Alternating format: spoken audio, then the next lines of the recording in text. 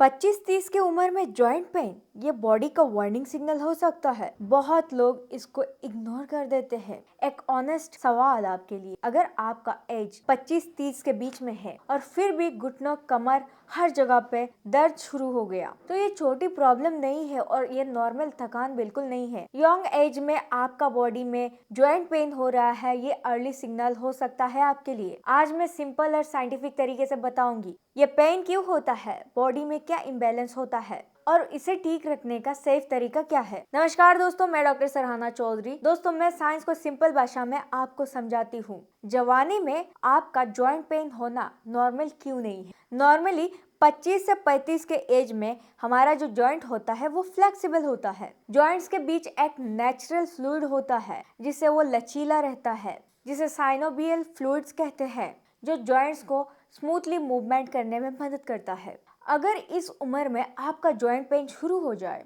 तो उसका मतलब ये हो सकता है कि आपका ये जो साइनोवियल फ्लूइड है वो कम है, यानी कि लुब्रिकेशन कम है। जॉइंट टिश्यूज में स्टिफनेस होना, लो ग्रेड इन्फ्लेमेशन और न्यूट्रिशन की कमी होना। ये डेली वर्क करने से ये चीजें हो रहा है, आप अगर समझ रहे हैं तो ऐसा नहीं है। ये बॉडी के अंदर चल रही एक प्रोसेस है। सबसे पहला जो प्रॉब्लम होती है लोगों में वो है vitamin D deficiency. Vitamin D अगर आपके बॉडी में कम है तो आपका जो बोन है वो वीक पड़ जाती है, कैल्शियम एब्जॉर्प्शन नहीं कर पाता, मसल एंड जॉइंट्स को सपोर्ट नहीं कर पाता।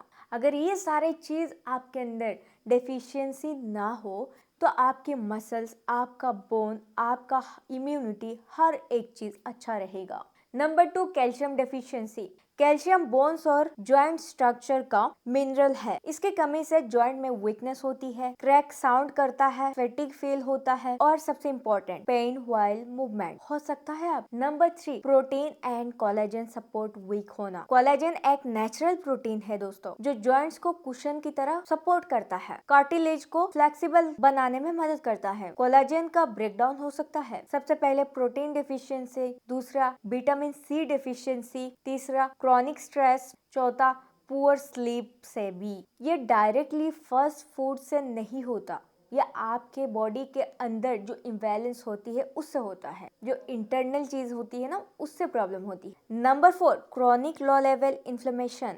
अगर आपके लाइफस्टाइल में ये सारी चीजें हैं जो मैं अभी बताने वाली हूँ। नंबर 1, स्लीप आपका डिस्टर्ब रहता है, हाई स्ट्रेस, फिजिकल आप बिल्कुल भी एक्टिव नहीं रहते और मेटाबॉलिक इम्बैलेंस, तो बॉडी में साइलेंटली आपका इन्फ्लेमेशन बढ़ जाती, जो जॉइंट पेन का हिडन रीजन बन सकता है। Number 5, high stress and cortisol level. दोस्तों, अगर आपका ये सारी चीजें हैं, हाई स्ट्रेस बहुत ज्यादा है, आप स्ट्रेस कंट्रोल नहीं कर पा रहे हैं, तो नुकसान बहुत है। इससे आपका मसल वीकनेस होती है, जॉइंट पेन होती है, स्टिफनेस होती है, स्लो टिश्यू रिपेयर होती है। कौन सी मेडिकल टेस्ट आपके लिए यूजफुल हो सकता है वो मैं आपको बताने वाली हूँ। Number 1, serum vitamin D.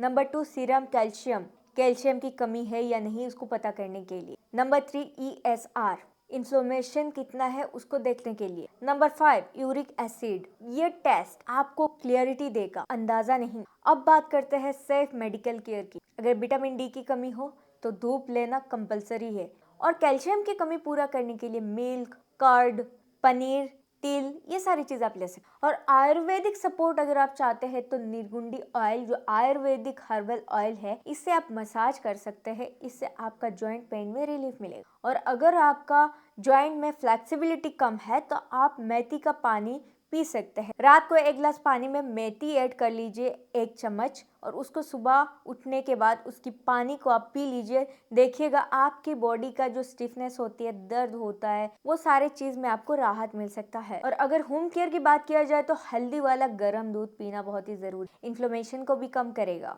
क्योंकि इसमें एंटी इन्फ्लेमेटरी प्रॉपर्टीज मौजूद है। दूसरा, हाइड्रेशन बहुत ही इंपॉर्टेंट है।